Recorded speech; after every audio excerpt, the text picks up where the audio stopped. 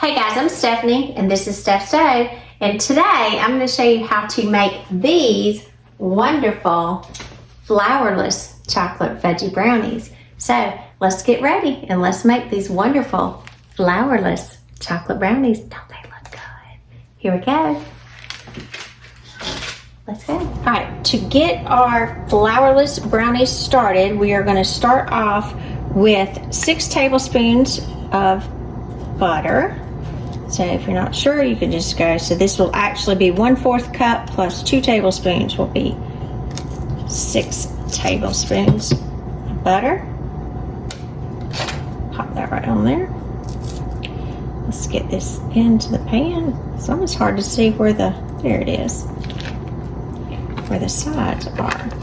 So I'll pop this in the bottom of our saucepan. And while we have this, I'm going to turn my eye on to medium heat. We're going to go ahead and start melting the butter. I want the butter to melt first. And then after it melts just a little bit, actually I'm going to cut this up with a knife into smaller pieces so it can melt a little faster. That way I have more butter over the entire surface area instead of just one particular area. All right, so I've got that there, and you will see it'll start melting very quickly. And this is salted butter. I had to double check that. This is salted. So I want to get this melting. And to this, as it starts to melt, I'm going to add some chocolate chips. Now, I prefer to use a cup of semi-sweet chocolate chips. These are regular chocolate chips. If you have a large chocolate bar and you want to shave it off into small pieces, as long as you come up with about a cup of chocolate as a measurement, but to me, the chocolate chips is the much easier form to do because they're already processed for you. All right, and our butter's melting. I'm going to add the chocolate chips. You're going to stir this around until the mixture has melted, and because the butter is very warm, I'm going to actually pull this up just a little bit and continue to melt it. And again, you want to do this with a whisk or with a spatula just until it's melted. So this is not a part you will want to walk away from. And again, these are flourless brownies, so this is a great alternative. So if you have a friend that has needs to be gluten-free, can't have flour, celiac, or any of those things, this is a great alternative so they can enjoy a fudgy brownie as well, but without the flour in it. So as you can see, we're getting melted at this point. We're almost there, so I've got some large pieces of butter. And you want to be sure that it's smooth. If you're ever unsure, if you think it's getting too hot, just kind of pull one side of it up because the heat of the pan will continue to help it. And we'll put it back down, back and forth. And again, continue whisking. So we're getting a nice smooth consistency here. Isn't that pretty? Those are pretty ribbons of chocolate.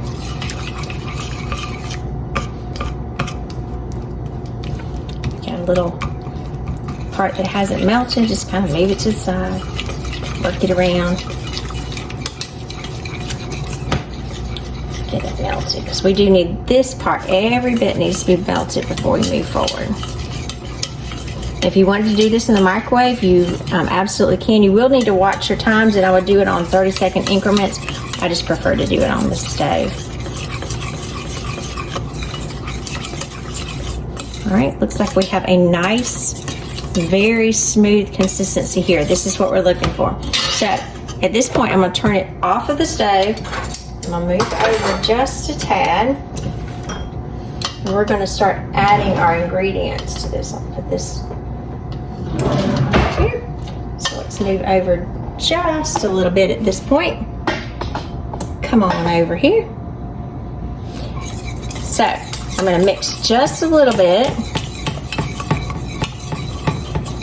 until that I have everything. As I'm mixing too, the mixture is starting to cool down, which is exactly what I want. All right, now I'm going to change this over into a spatula, and I'm going to add to this 3/4 of a cup of granulated sugar. And again, remember, we are off the stove at this point. There is no heat. So I'm going to mix this together. And you'll start seeing as you do this, you'll get more of a consistency, more of a batter-like consistency as opposed to just a solid chocolate consistency. And you want to mix that to see none of the sugar. And again, be very careful in your steps that you're doing here, because as you're adding the sugar to it, again, it's cooling the mixture.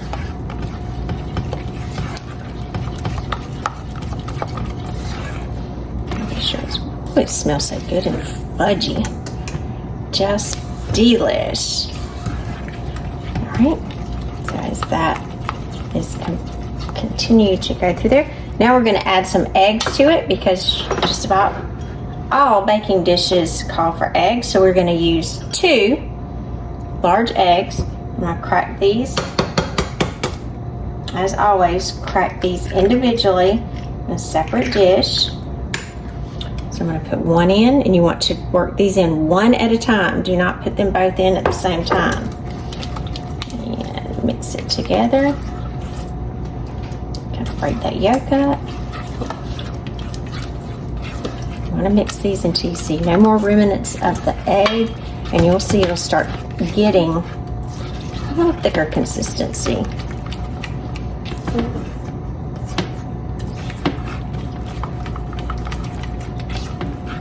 Now, as we see no more remnants of the egg, we're going to add our egg number 1. We're going to add egg number 2 to the mixture. These are nice, pretty eggs.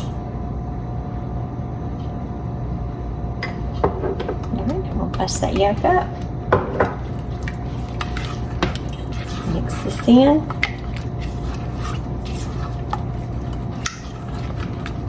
And again, you're mixing completely till you do not see any more egg. And it'll start getting, you'll see the mixture changing. And I'm scraping down the edges each time. And my bowl is quite cool at this time. Not cold, but cool. I can actually put my hand towards the bottom without any fear of burning myself. Now, while I'm mixing this, I don't know if I went ahead and prefaced, but I do have my oven preheated to 350 degrees, so it is almost up to temperature. Get this mixed nice, and it's nice and glossy consistency. At this point, we're going to go in and we're going to add, this is 2 tablespoons of cocoa powder. Mix this together, and again, you're mixing well after each addition to ensure that it incorporates well. You don't see any residual lumps. We got a nice fudgy batter here.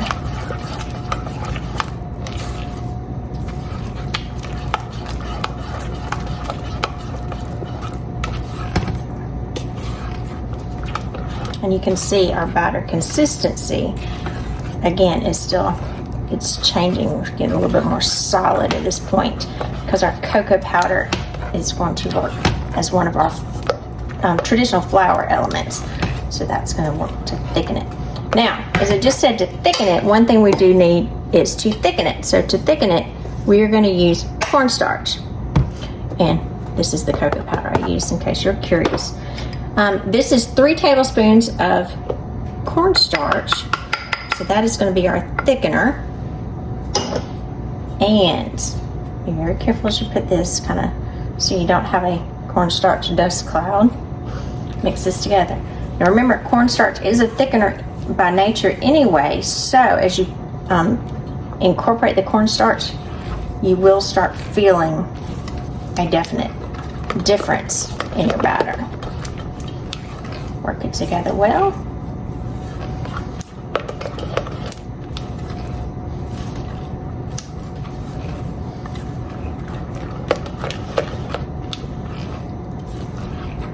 right. Let me double over a few times to be sure that we don't see any remnants throughout here. All right, so let's pause and get our baking pan ready, and let's get these flourless brownies in the oven. Alrighty, I've got an 8x8 baking dish here that I'm going to put the brownies in. And you want to be sure to line these either with aluminum foil or parchment. So I have a sheet of parchment paper. It's about 15 inches long. And to make this easier to come out, I've doubled my parchment paper over. And I'll show you how I'm going to put this in there. And I'm just going to cut it in half. And once I've cut it in half, I'm going to put one side down this direction, so I'll create me a little lip, and then I will have the other one down the opposite, creating me some little handles. Now I do want to lightly spray the parchment, so I'm just going to lightly spray this with vegetable oil. It's just great value vegetable, because you do want it to come out. So it will come up just a little bit. That's okay. I'm gonna mix this, and you can see it's getting nice and thick. Pour it evenly into your pan. Get it all in there. Don't leave any out. Or I guess you could lick the bowl if you don't have an aversion to eggs in there. Most of us don't. We just go in for it, because it's just hard to resist any kind of baked food. The batter in there. It's just hard to not eat it. It's good. I know they say you shouldn't, but I do. Alright, get it all in there. Alright, get that extra off. As you can see, this will give us a nice little lip when it's time to come out. So give it a little shake. And now we're going to put this in the oven at 350 degrees for about 20, possibly 25 minutes, depending on your oven temperature and how fast it cooks. But what we're looking for is when it's ready that we can insert a toothpick into the middle and it will come out clean, but not over baked. So let's get this in the oven.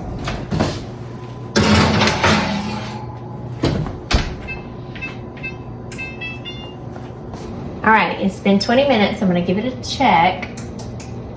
And you can see it is still gooey in the middle, so it's not quite ready. So I'm gonna put it on 5 more minutes.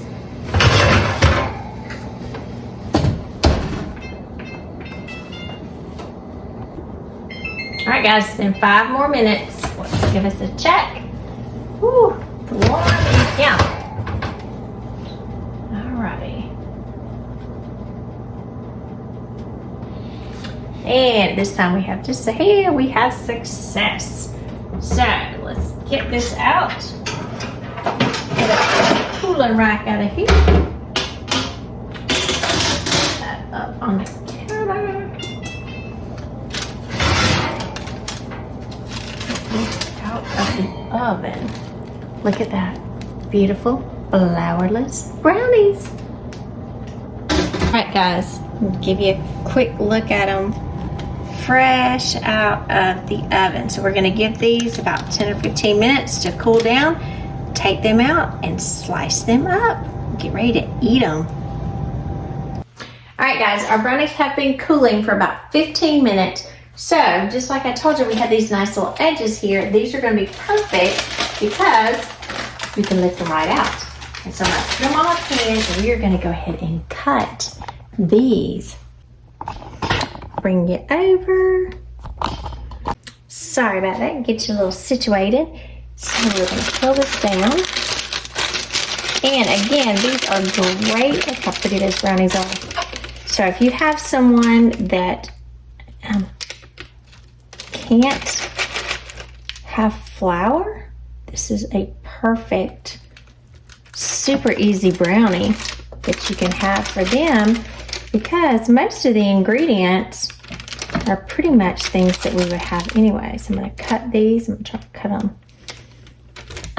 them 9 pieces. Make them easy. It's still a little warm. Fudgy goodness. All right, I'm going to take this corner because I like the corner piece. Look at this. Ooh, this one's still a little warm. But I like the brownies when they're warm, so that's okay. So, look at that brownie. Look at that. Mmm. Mmm. Mmm, mmm, mmm. All right, let's give these a quick taste and we'll see how they are. Here we go. Look at that fudgy, just soft, moist. Mmm. You would never know these brownies do not have flour. They are super good, super fudgy, and yummy.